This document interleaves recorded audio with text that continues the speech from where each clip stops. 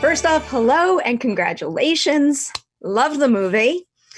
Bel, I wanted to start with you on this one because I was reading that it was your first improvised audition. So can you break that process down for us a little and, what happened and what were you expected to do? It was really scary. So I'd been given a scene before, sent a scene. I think it was the scene in the restaurant or something. But I'd been told don't worry about learning the lines because Judd will want to see if you can do stuff you can improvise it basically. So then I went into audition and we did that, and it felt like I obviously had pre-knew the scene, so I had some ideas in my head, so it felt like it went okay. And then he gave me another one just on the spot, was like, oh, here, read this, and I was like, oh.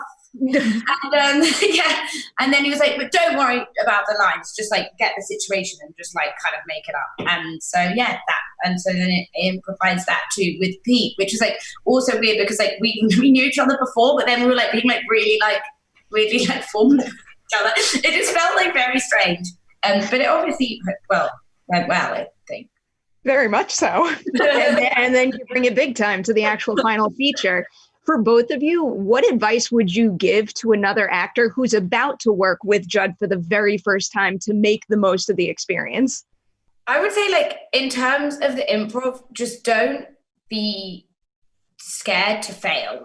With that kind of improvisation, if you're constantly thinking am I funny? Are people laughing at me? If you're it's you in your own head, then you're not going to be able to nosedive into it in a good way. You're not going to be able to jump in head first. Right.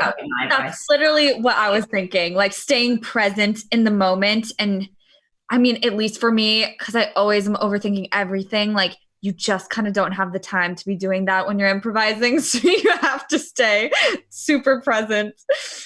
So Maude, I did want to ask you about something that I was reading that you said that maybe does represent, always overthinking. And it was what you said about always needing to prove yourself and never to stop that fight.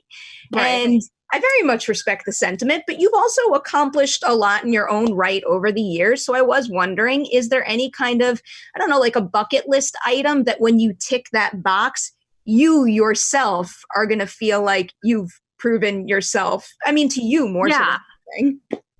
I don't know. That's a tricky one because I don't know how to say this without sounding like emo, but I've just always been pretty hard on myself. But I think that most people that I talk to who are in this industry, it's important to kind of think that way. And you never can settle. You just got to keep going. And I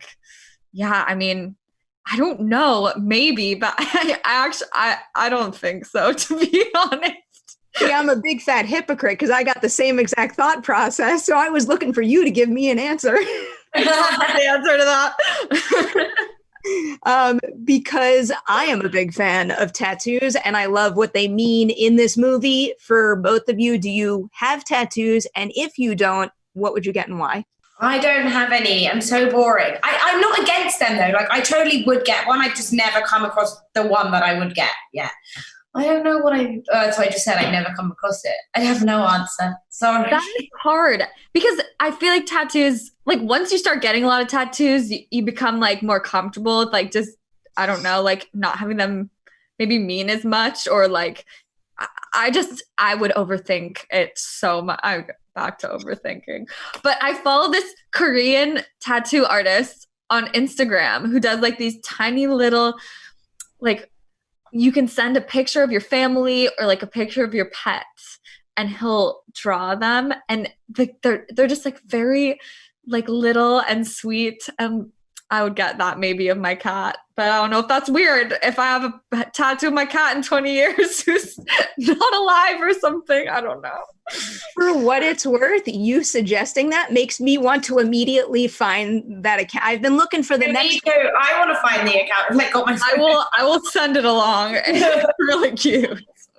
As we wind down here, Maude, I can't let you get away without a Euphoria question because I know Sam wrote the part of Lexi for you. So what's your collaboration been like on season 2 and her arc there? Because you were such a big influence. So are you guys kind of working together to develop where she's going from here?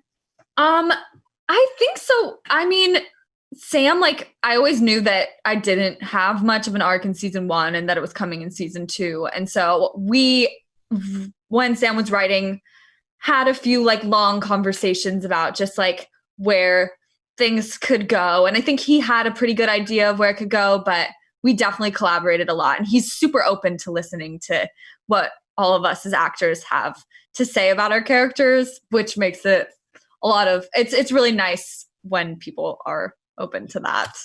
Absolutely. I can't wait to see what you guys bring in season 2. And now please excuse me because I'm going to go stalk your Instagram and look for that account.